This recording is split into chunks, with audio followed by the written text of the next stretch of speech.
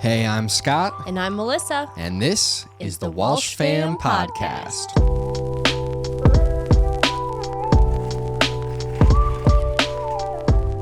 Yes, welcome back to the Walsh Fam Podcast. It's a show where two people talk about life with you people. I'm Scott Walsh, and as always, I am joined by the illustrious Melissa Walsh. I can say, honestly, that I don't know what that means. Frankly, neither do I. I hope it's good. I believe it is good. Illustrious. Illustrious. Where'd you hear that before? I don't know. I feel like you hear that it said like someone had an illustrious career. Like lush. No, illustrious. Long. No. Full. No. Okay. Like deserving of being illustrated. Illustrious.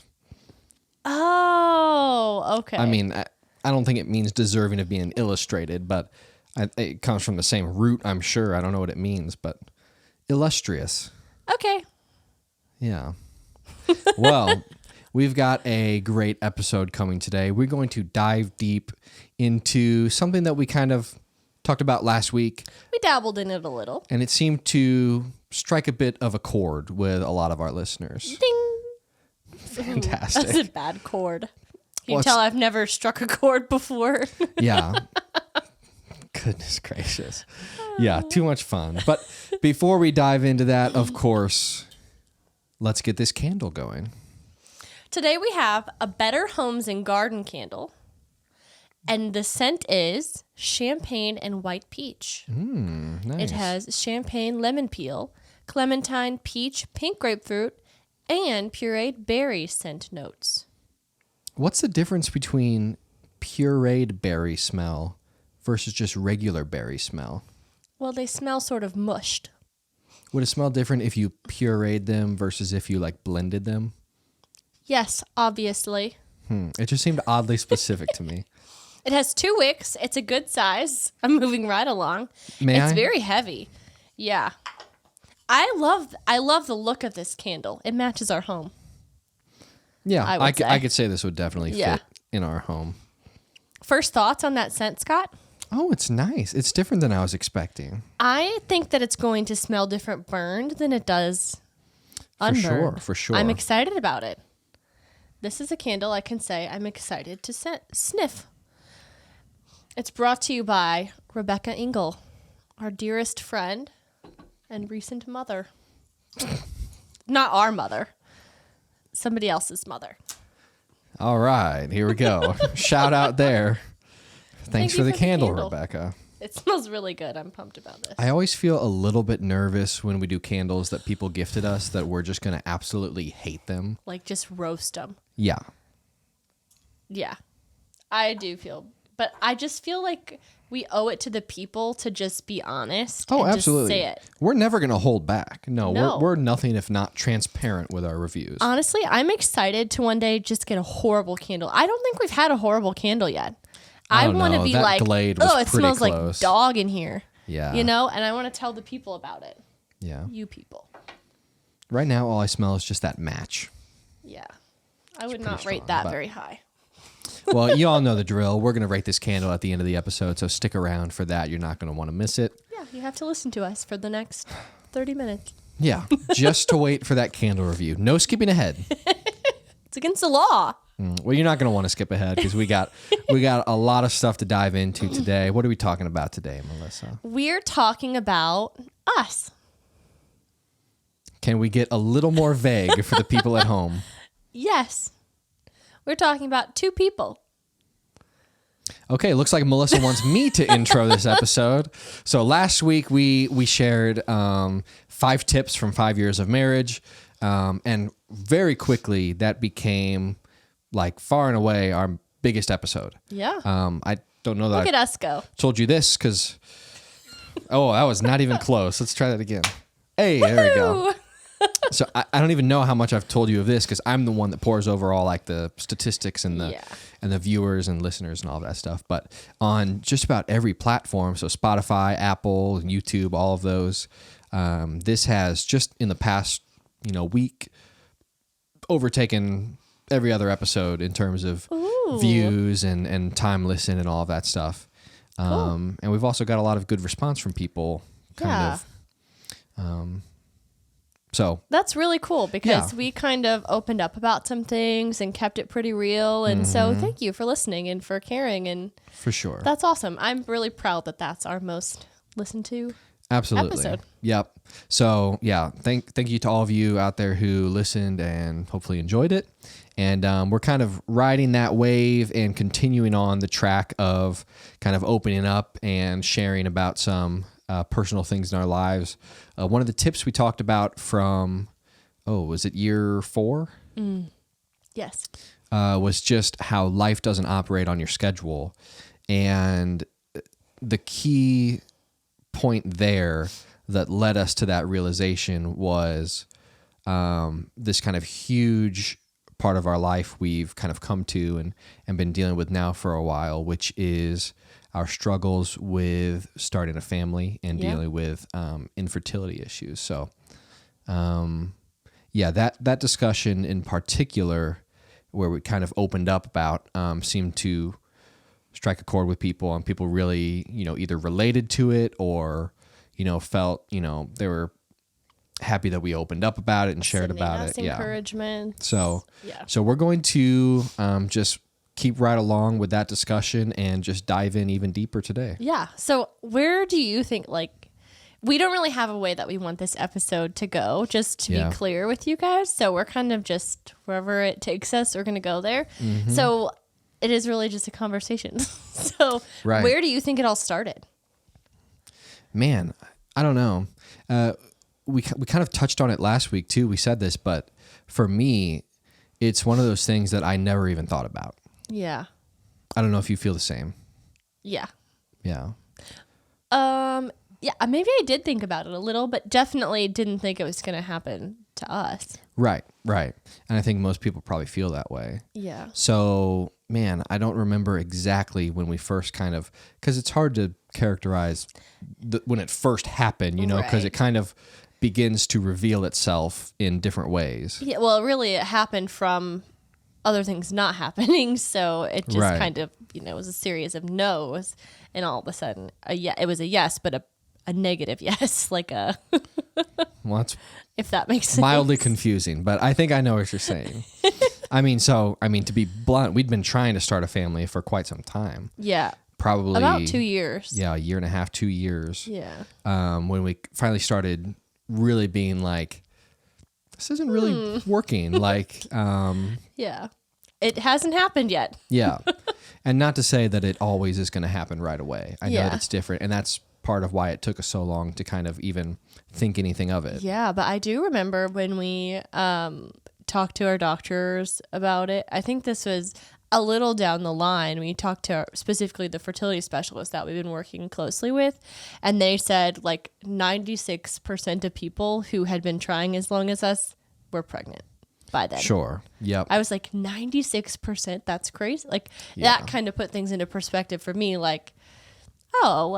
Okay, it should have happened by now. Yeah. Yeah, for sure. So do we remember who had the first appointment? Was it you or was it me? I did. You did? Yes. So things weren't happening. We hadn't started a family yet, and we were like, come on, the clock is ticking. Why isn't this happening yet? So I was like, whatever, I'm just going to book an appointment, a regular checkup, and just see what's going on. And so I did that. But it's not, I want to... Wait a second, that's not where it started. Okay. I had a pain in my stomach. And I went to the doctor, and they put me in for an ultrasound, and I had a mass. Oh, that's right. I actually completely forget about that. I had a mass on one of my ovaries. They called it a mass, and they didn't tell me it was just a cyst for many months. Mm-hmm. I'm talking 3 or 4 months. I didn't know. Right. They were using the word mass, and it was 4 centimeters or something. Something like that, yeah. So relatively decent size. Mm-hmm. It hurt when I walked. I could feel it in my stomach. You couldn't see it or anything because it was in the center of my stomach, but I forgot about that. Crazy how you could forget about something like that. It was so minor, but it felt so big then. Mm-hmm. to pause just for a brief second, just to put a disclaimer out there that there's a chance that in this episode we will be talking about some mildly uncomfortable things, maybe for younger audiences or for sensitive audiences. Is that worth saying? Yeah, definitely. I don't know. We're not going to get explicit in anything, but I understand that these are sensitive topics. So just want to put that out there. And if you're someone who's sensitive just to the subject of infertility or you've struggled with it, feel free to skip this one because for sure we're going to talk about our story a little bit. Yeah, a little late to the party. Or in if you're saying squeamish to medical things too. Yeah, again, we're not getting deep graphic. diving, We're not getting graphic, but yes. Yeah. Yes, but back to you. So that's right. I remember that now. Yeah, I had just a cyst on one of my ovaries, which ended up resolving itself, which is good. But I remember in the moment I was worried and we didn't know what it was. Yeah. And I didn't know at the time, but I ended up finding out that I have PCOS, which is polycystic ovary syndrome. So cysts are very normal when you have that. Yeah. They will come and go most likely like for the rest of my life. So that's just kind of a normal part of being Melissa. Yeah. And that comes with a lot of other side effects that can complicate things. Yeah. And just make life a little more annoying. So, yeah, I remember that. That was a very turbulent time. Yeah. I can't believe I forgot about it. Yeah. And in order to examine that and kind of for them to, check in on it, it was some very difficult procedures and stuff you had to have. Yeah. If I recall correctly. So, yeah, just ultrasounds, x-rays, just different unfun doctor visits. Yep. Yeah. I was there for a few of them. There were a few I wasn't there for. Yeah. But yeah, the reports back from the ones I wasn't there from were not good. And the ones I was there for did not seem pleasant. So, yeah. Woohoo. But yeah, I guess you're right. That's the first thing where we kind of said like, okay, that's interesting. Like that's a little bit of a not exactly normal situation. Right. So from there, where did we go? I know my first step, because we were just not having any luck, was scheduling an appointment with a urologist. Yeah, I actually, not to cut you off, I actually remember just being annoyed that I had to do appointments and being like, you're doing, like you're going somewhere. Right. Like if I have to get checked out, you're getting checked out. Yeah. And then I remember in that period where we were both kind of, you were checking out on things on your side of things. I was checking out things on my side of things. There's a lot of like, well, we need to wait to do this until we find out about this. And then you need to wait to do this until we find out about over here. So a very interesting back and forth of us both just going and checking off these checklist items with different doctors and things like that. So yeah. Through some of those early appointments, I also found out that I have endometriosis. So PCOS and endometriosis kind of go together sometimes, not always, but it's not uncommon for you to have both of them. Will you give me like a 1 to 3 line summary of each of those? Okay. And you're not a medical professional, I know. So, and frankly, like I found out about them very close together, so sometimes I actually just get them mixed up with each other. Yeah, so we're not, this is not a professional medical expert's wording. No. This is just Melissa based on our, experience. Yes. So because frankly, sometimes I get them mixed up too, is why I'm asking. I wish I had like written down a definition. I would feel a lot better about saying that. Okay. But basically, PCOS is polycystic ovary syndrome. So in ovaries, there should be like 8 follicles, I believe, or something like that. And there's way more, like a lot. And I know every time I get an x-ray or an ultrasound, I guess it's not like it doesn't pop up on my chart. And the doctor or nurse is always follicles. Like, oh my gosh, like always. I'm like, it's okay. Like I know, like I have PCOS, it's okay. But that both of them, like hand in hand, just really affect like my stomach area, and I'm uncomfortable a lot, and they make you really sensitive to different foods. So eating is not that fun. Almost anything I eat at this point makes me feel sick at some point, but it's not food specific. It causes pain. I would say most days at some point I don't feel good. And so, I don't know. That's just kind of the general brief thing of it. But they're both lifelong illnesses. There's not a cure for either of them. So you can help your symptoms and you can, feel better and you can do things to mask the symptoms, but the actual chronic illness will always be there. Isn't there some sort of procedure for one of them, maybe endometriosis, that can be done? Yeah. So endometriosis grows like on the outside of your organs. It's like... Isn't it the inside? No, the outside. And it almost acts like a glue. So in severe cases of endometriosis, it's like a glue that almost like glues your organs together. But it causes a lot... That's like a weird way to explain it. But basically, it's like in between your organs. So it's not supposed to be there.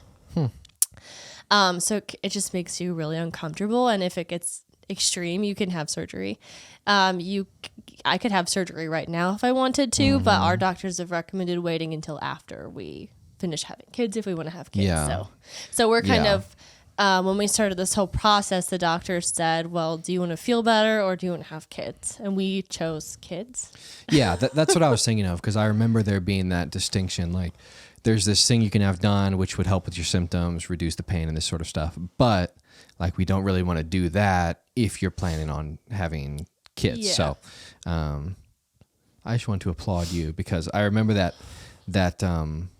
point where it was literally spelled out, basically like, do you want to relieve some pain or do you want to try to start a family?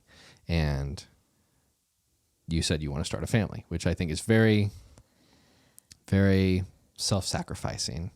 And so I appreciate you for that. Thank you. It's fantastic. You know what?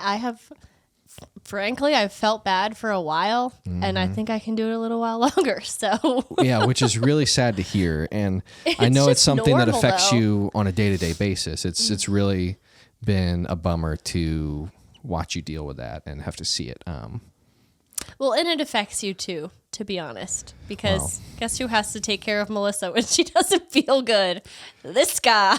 Which we've just established is about every day. Yup. Like, I have a bellyache. I have a headache. I'm tired. All the time. Hey, we all make sacrifices. Yeah. I mean, I feel like yours is worse than mine. I wouldn't say that. Well, I definitely feel like that some days, so I applaud you as well. It is all good. It is all good. Oh, yeah. Man. Yeah, I think it goes like we always talk about how I feel like we talk about being busy a lot. Oh, but sometimes being busy in our life isn't always even like, I mean, we do something almost every day, but also on top of that, like most of the time I'm sick in some way. And so it's like, it feels that much worse. It feels that much more extensive. Like, when we have a lot going on, and we always have a lot going on. I don't know if that makes sense. No, I definitely feel that, and I've definitely seen that. And it's just another added layer to everything. Like, not only do we have a ton going on, but you're dealing with this ongoing symptoms of stomach pain and discomfort and all that stuff, which makes, when you're not feeling well, it just, your desire to like do anything is just sapped. And I know that from, if I've got something going on, like I've had like an ear infection and it's like, it's just my ear. But if my ear hurts, I don't want to go do this. I don't want to go do that. Thinking about it the whole time. I have to go to work and my ear hurts. Yeah. Like my interest went from like, not really that interested to like, no, I don't want to. So yeah, having those things that are bothering you, like, all the time, I understand how difficult and draining that is to just then do just things you have to do on a daily basis with that added complication. Definitely. I mean, we have a joke at my work. I don't know if it's a joke. I feel like it's a joke. But like everyone's like, oh, Melissa's office door is closed again. Like most of the time everybody's offices are open and like we walk in and out, we chat, we have fun. But when I'm in a lot of pain, usually I'll close my door so that I can just like keep working and have the tears roll down and like, and then not have your life doesn't stop. Like you just have to keep doing stuff. Yeah. And it's sometimes it stinks, but it is what it is. Yeah. Yeah, for sure. Yeah. Man, I'm finding that we can go off we can talk about these things for ages. Yeah. Yeah, definitely. But we can get back on track. It's all good. We were talking about, exactly what we wanted to cover in this podcast, and I wasn't sure if we'd be able to fill 40 minutes talking about it. Scott was hesitant about this episode. I was like, I don't know that we have that much to say. Like, it's pretty straightforward. But once we start talking about it, it's like, and you were saying this, and it's so true. This is just like our day-to-day life. Like, we've been living this for the past year or year and a half. How long has it been? Just over a year?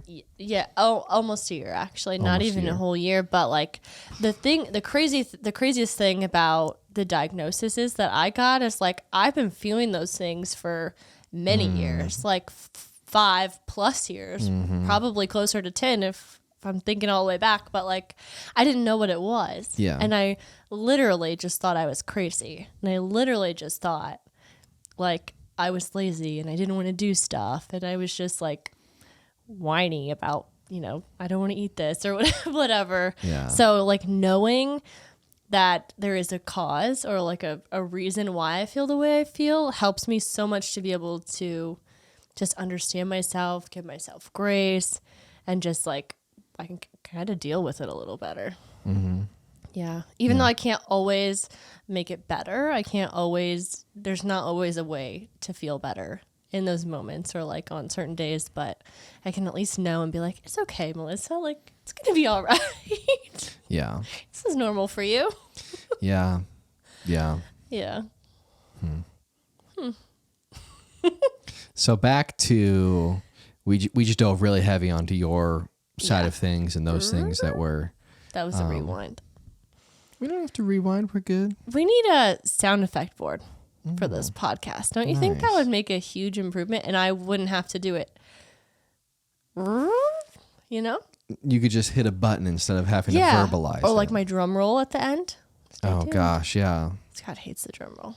I'm tired of the drum roll. I don't care. I was tired of it the first time you did it. Anyways, we're talking infertility. Welcome back.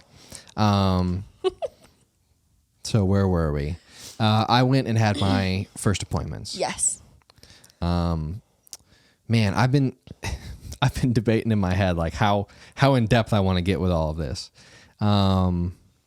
So I found out I had an appointment scheduled with a urologist, and after that scheduled some testing, and did the testing, got the results back, and the results were like as bad as you could hope for them to be. Mm-hmm. Definitely not the results we wanted in the sense of starting a family. Correct. Yes. Definitely a roadblock. Mm-hmm. And it's interesting. Like I remember seeing the little piece of paper with the results on it. And just looking through it, and they use very like medical scientific terminology for everything. So you don't always right away understand like exactly what it's talking about. No, you're like Googling the individual words and you're like, what does this mean? What does this mean? Yeah. But essentially there was, and I don't know. I don't want to get too in detail, but there was one specific result from the test that was a 0. Which is not meant to be a 0 if you're looking to start a family. And that was like that just hit me really hard. Yeah. Because that's just something that I never really ever thought about or didn't envision would be an issue. Even like you were talking about, you were doing these appointments and you were kind of like, why am I the only one doing appointments? I had kind of this stupid feeling on my part that like, oh, there's something going on with Melissa. Like we'll get that sorted out and then we'll be good to go. Yeah. I hadn't really thought too seriously that like there could be any issues on my side, but given these test results, it was like, oh, there's a pretty serious issue going on over here. Well, and I thought the same thing because I always didn't feel good. So I was like, well, it's got to be a me thing. Yeah. So, I mean, that wasn't like selfish to think that at all. Like we were on the same page. I was just being annoying really and making you get ingested. Well, just from the outside looking in, like you would never know. Yeah. There's no way to know. It's important. And I've told a couple friends now too that have talked about, wanting to start families and things like that. And my advice to them right away after going through this is like, start early, like making sure everything is good. Because when you think about, we spent a year and a half, 2 years trying to start a family before even starting to look into like, are we in a place to do that? And all of that wasted time just because we didn't think there could be an issue. Yeah. We just kind of assumed that everything was all right. But yeah, to see those results kind of made my heart sink, because I didn't know exactly what that meant. But in my mind, at that point, I was kind of thinking like, that's it. Like that might be it. Like we're done, So, yeah. Yeah. What were your thoughts around that time? I remember actually because I didn't go to that appointment with you, and you got the results when you were at work and I was at work, and you actually texted me and said like the name of whatever it was, and I Googled it and I was like, that can't be it. Yeah, now that you say right. that, I remember that. I remember where I was at work when I texted you. I remember being, at a certain spot at work and texting you and talking about it, and I was like, I don't want to be at work right now. Like this is dumb. I remember crying on the way home and thinking like that was a period at the end of the journey. That's it.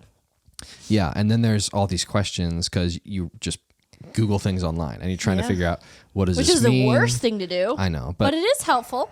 Yeah. When you don't know medical jargon. Yeah, it's annoying sometimes when you get those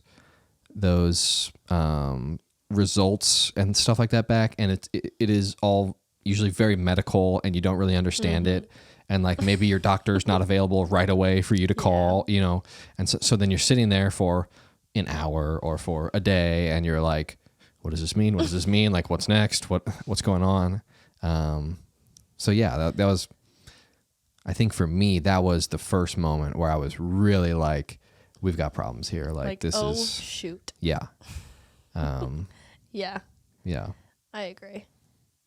Yeah, for some reason, so PCOS and endometriosis also heavily affect fertility or infertility. But I don't know. I never really thought of that. Like, well, at first I did, but my doctor pretty early on was like, they do, but like, I think you'll be okay. Like, just based on my case and what I have going on. So that was good. Yeah, they can, those can make things more complicated or less likely, but they don't rule it out. Right. And there are women who have one or both of those who won't be able to have children. Yeah. But I just didn't happen to be one of those. So that was good for us. Yeah. But then in our minds at that time, combine that, your complications with my situation, we were thinking like, there's no way. We're toast. Like we gave it a shot, Yeah. So at that point we were seeing separate doctors. I was at a girl doctor, you were at a boy doctor. And then they were like, you guys are going to want somebody not smarter than us. You're going to want a specialist on this one. So we were like, okay. We did it.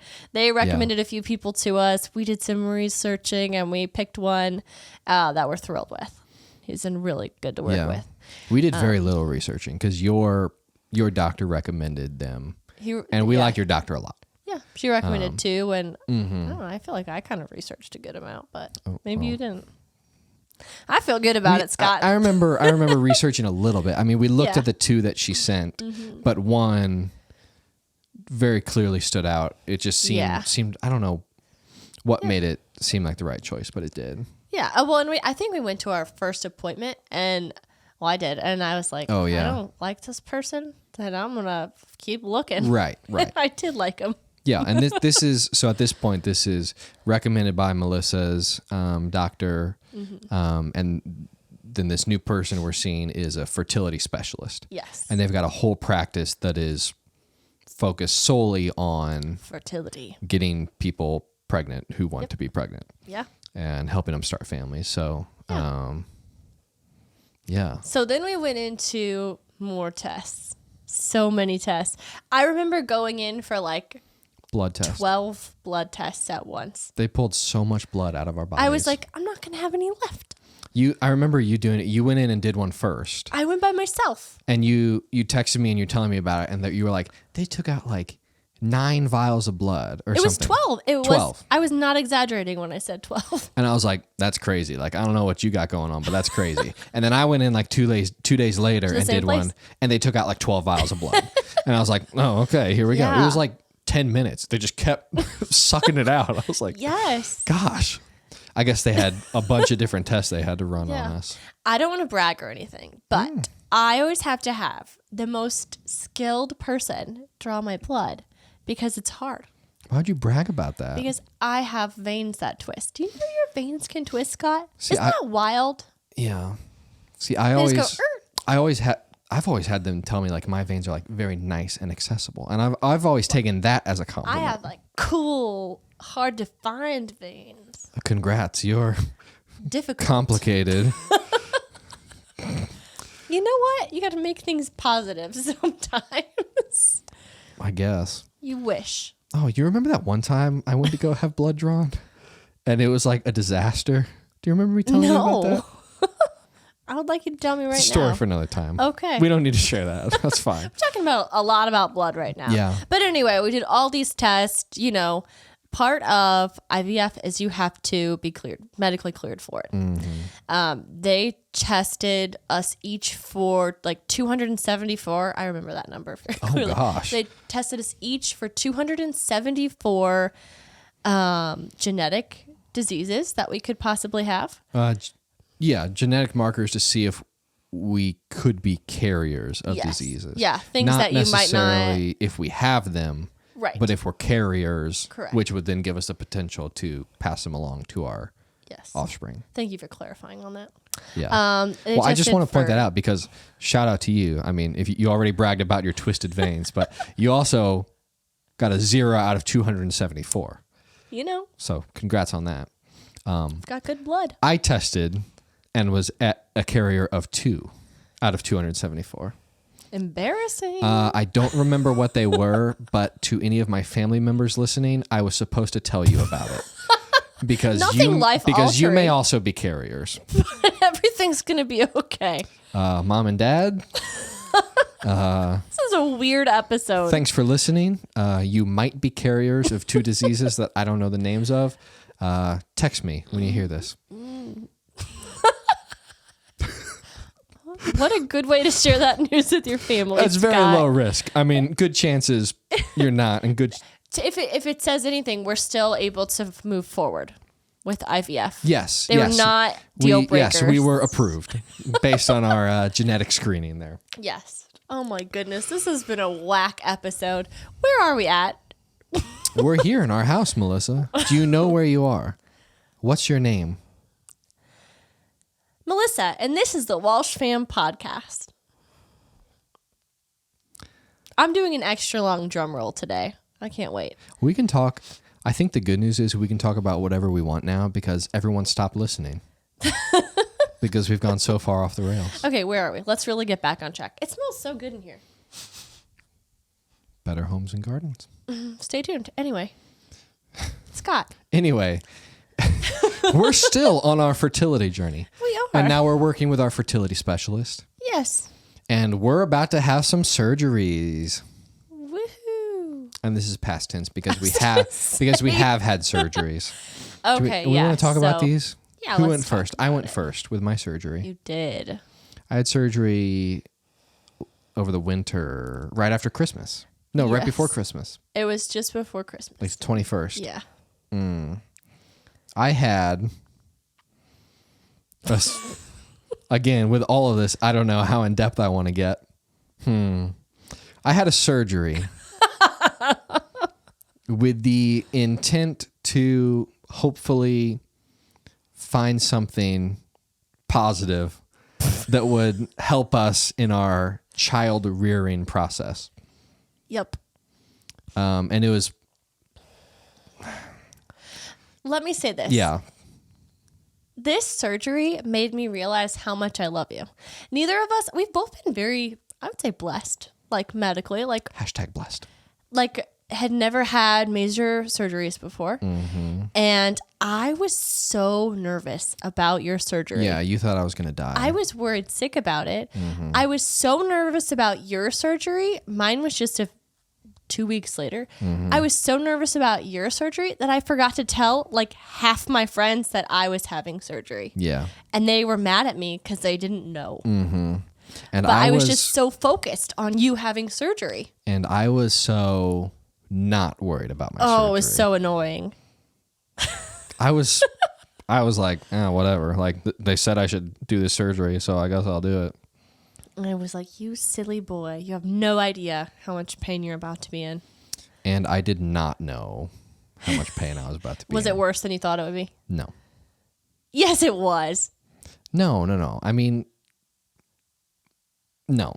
All in all, look. I feel like you're lying. I had surgery on a very sensitive part of the male body. Your elbow. Yes. And all things considered, I think I handled it very well. The first day back was fantastic. I think I was still coming off of the anesthesia. It was a false positive feeling. Because the next day... Your elbow was My elbow was excruciatingly painful. Yeah, I remember. I mean, looking back on it, I don't really care because like it's already happened. It's like it happened, like whatever. Yeah. Passed. But frankly, they said the recovery could be like a couple weeks, and it was sore for a long time. Yeah. Up until like a couple weeks ago. But in terms of like really, really painful, it wasn't ever, except for that one day. Oh, there were probably 2 days where times. I heard you scream in pain from your elbow. A sound I had never heard you scream before. Yes. I won't get into And detail. it was fun because I kept shouting very loudly, and then I thought people would call the cops on us. yes, and then I was at the same time very loudly apologizing because it was involuntary. It was interesting. It was a new Scott. Yeah. Let's put that away in a box. Yeah. Anyways, the surgery, for all intents and The purposes, procedure. Good. What do you mean? The results. Yeah, it went well. Like, I made it through okay. Yeah. But the results were bad. Yeah, horrible. Yeah. Like as bad as they could be, which was very unfortunate to hear because it was like a $10,000 surgery and my elbow hurt extremely bad. The fun part is the doctor came out and told you, the surgeon came out and told you that, but you were still under. So you asked me hours later when the medicine had finally worn off, you were like, so how did it go? And I had to tell you that Kroll's soul-crushing information, and it broke my heart to tell you that. Yeah. To tell you that you had just had excruciating elbow surgery and nothing. Can we also talk about, well, I'm getting so sidetracked. That's okay. But yes, I will say that I don't want to get so doom and gloom because around this time I was doing more testing and had found some hope. Yeah. The first test that I had done where the results came back 0, I had done redundant tests and those results came back not quite 0, but like extremely close to 0. In the single digits. When they should have been in the thousands. In the billions. Yes. So, but there's this idea floating that it's not necessarily not going to happen in terms of having kids, but it's just going to be very difficult. And the surgery was kind of the hope that that would be the treasure chest of just like, oh, like we're good. Like we found everything we need and more. But it wasn't, which was sucky. Yeah. The surgeon came out like and talked to me in a little room, and he used the words, "I'm really disappointed in how the findings, the results of the surgery." And I was like, "You're kidding me." You and me both. Yeah. Dr. Goldenberg. He's great though. I like him a lot. But really, I mean, that surgery was a nightmare because you were supposed to be in there for less than an hour, and they they kept trying for like over 2 hours. Mm-hmm. Yeah. That's why you my want to know back a hurts funny so story? much. Yeah. Your mom and dad came and sat in the waiting room with me. Saints. And the doctor, I had to sign something, and the people at the desk said, Mrs. Walsh. And I just sat there and waited for Pam to go up there. Because you thought they were talking about my mom. And she was looking at me like, and I was like, oh, me. And then I went and I signed something for a large amount of money. Yeah, we did. Yeah. I was like, who, me? Talk about funny stories. How did you look? I'm unconscious during this procedure. Yeah. So you're in charge. Mm-hmm. How do you let Dave be the first one there when I wake up from the anesthesia? Okay, let me tell you. Because just as context, you and my mom were there with me for the surgery. She came alone to spend time with me while you were in surgery. So I had seen both of you. You came back to like the waiting area where I was staged, waiting to go into surgery. Talking to y'all, great. You and my mom are here. Elbow surgery. I go in for surgery. I come out. I'm waking up off my anesthesia, and Dave is there, my dad, who was not supposed to be involved in this process at all. Yeah. How do you let that happen? Let me just tell you what happened. I had to go on a field trip that I was not previously informed about. Okay? What on earth does that mean? I had to take something from your elbow. Oh, no. I had to take it I totally back forgot about downtown, which is like almost a 30-minute drive. Oh, my gosh. The surgeon's like, by the way, middle of the procedure, we're going to give you a cooler. You've got to drive it downtown. And I was like, me? Like, I need to wait here with my husband who's under. How wild is that? I completely forgot about that. They were like, this stuff that we're looking for in your husband's elbow. Yeah. Once we get it, we need to deliver it to our fertility specialists who are downtown, like 30 minutes away. Yeah. Oh, and by the way, he is so chill about it that he's like, yeah, it's like a 10-minute drive. Not. It's like a half hour. Plug it in. It's literally 30 minutes. And it's like, and he's like, and you're going to drive it down there. And it's very, so they don't have a carrier. Is it a courier or a carrier? Either. What do you call? Anyway, they don't have somebody that will take the lunch box there. You have to do it yourself. That's so wild. it's either I could send it with Pam, your mom. Mm-hmm. I could send it with Dave, your dad. Why was he even there? He decided just to come up randomly, just to be a nice person. He was on his way to work. He was like, "I'll stop in." It was very nice of him. I like that. That seems so weird that you would have to deliver that medical substance in a cooler yourself. But he said, I remember him saying afterwards, it's like, yeah, well, I mean, who's going to take better care of it than the wife? Yep. I'm like, yeah, but still, don't you have like someone on your medical staff that transports the medical? Nope. Materials? So anyway, I did it. You're welcome. And I had your mom drive me because I was emotionally unstable because you were under and I was nervous. So you left me there? I left you there with Dave. And I went up to the desk lady and I said, listen, Dave's over there. If you need anything, let Dave know. That's Scott's dad and it's okay. And then listen, I didn't know he was going to go back there with you when you were done. I thought I'd be back. You're going to leave me alone? Listen, no, I thought I'd be back in time. But I looked down at my phone when we're like 20 minutes out from coming back, and Dave just sent me a picture of you like out in a hospital bed with like a cap on. And you're just like, it's like, we have to get back there. You know.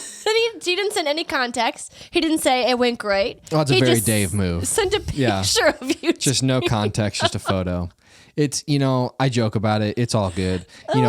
As far as, my general whateverness about the surgery, Dave's the exact same way. Yeah. So you can imagine our conversation when I'm just regaining consciousness, can like barely see or talk. And he's just sitting there. He's like, sup? And I'm like, sup?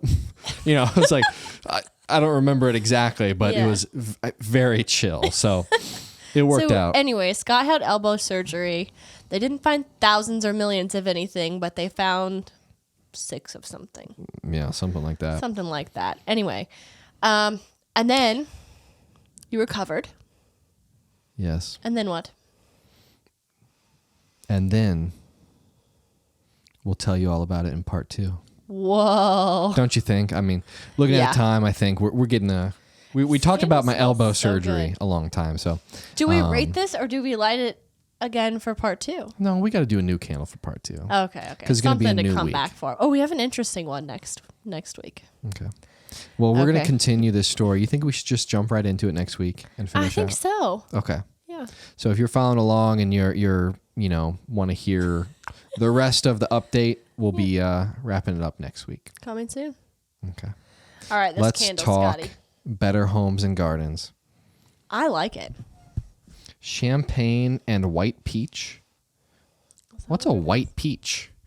That sounds like it would be moldy. What I'm finding with all of these candles is they all use like words to describe it that I don't know. Like the other one was like Mandarin apple. Well, but it was like yeah, no, maybe I'm just confused. Remember the one candle that the descriptor was just juicy? Yeah. Like most of them are like, oh, apple, orange, citrus. This was like berries, juicy. It's like, that's not a scent. You can't make a scent that smells juicy. This candle smells so good. Yeah, it's nice. I agree. This is one of my favorite candles so far. And it looks nice too. It's quite hefty. It's very durable. Yeah. I like the jar. Yeah. The double wick. It's a good candle. Good pick, Rebecca. Do you have a rating? You've got to rate it first this time. Oh, okay. Hang on. Okay. As far as the Better Homes and Garden champagne and white peach candle, what do you rate it, Melissa? 90. Holy cow. She did it. A 90. Our first 90. Ah, it's really nice. I don't know that I can meet you there. You don't have to. Come on, Scotty. What do you got? I'm going to give it an 85. Okay. Why did you rate an 85? Aesthetically, I really like the look of it.